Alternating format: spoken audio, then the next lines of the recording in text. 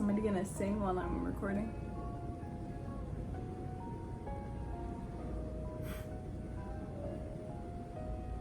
Perfect timing, I guess. Alright, so the clip that you just saw was actually a few clips from Labor Day, which is yesterday. Today's Tuesday. So yesterday I went to my favorite coffee shop, and I essentially just wanted to take the morning, and I will be doing this a lot more, but I took the morning to kind of get out of my normal space for home into a space that I felt like I could be a little bit more productive, and I was.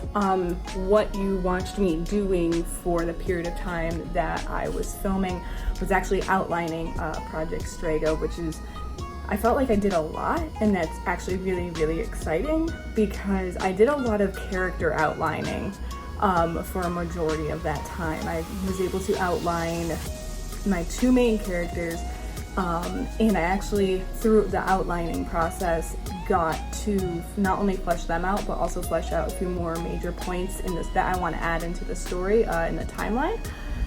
So I feel like the story part is actually coming together, and that's super exciting for me.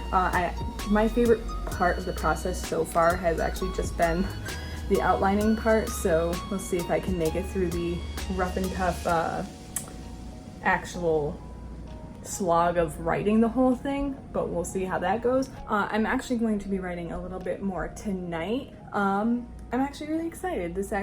Yesterday went really well, and I plan on doing it a lot more. So I will see you guys in a little bit.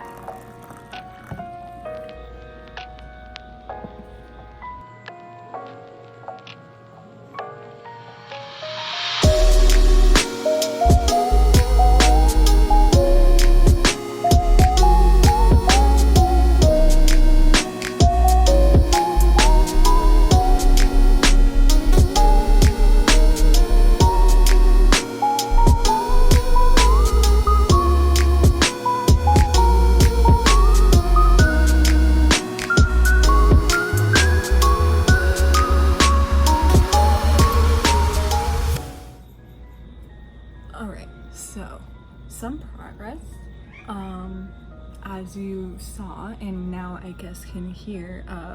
Pippin, my cat, stole the show a little bit there and just kept me company. But in terms of Project Strago, I think I have to do a little bit more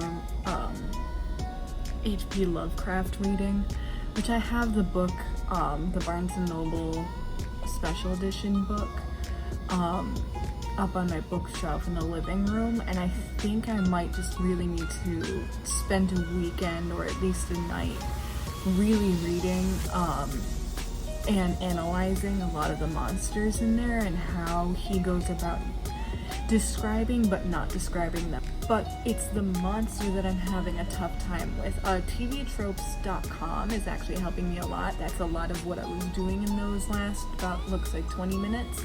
And oh, there's a little ladybug right here, a little friend. See if I can get it. Right there. Oh god, I can't get it. Right there. You don't belong here, sir. Out that way. Yep, perfect. No, there you go. Okay, good enough.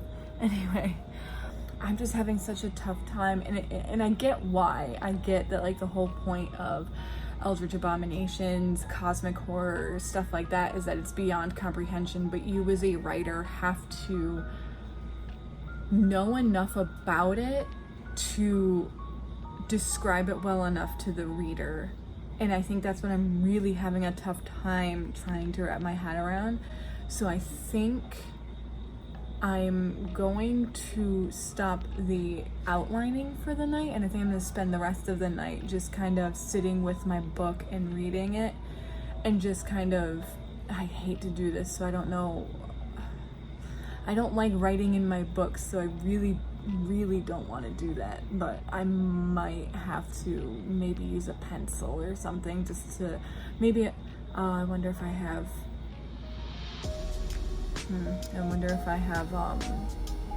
sticky notes or little tabs. I probably don't, but I'll see if I can find them. I don't know if you can hear that, but somebody's singing really loudly. Okay, no. Yes. I'm gonna move my Kopi to the side. Nope. Checked in.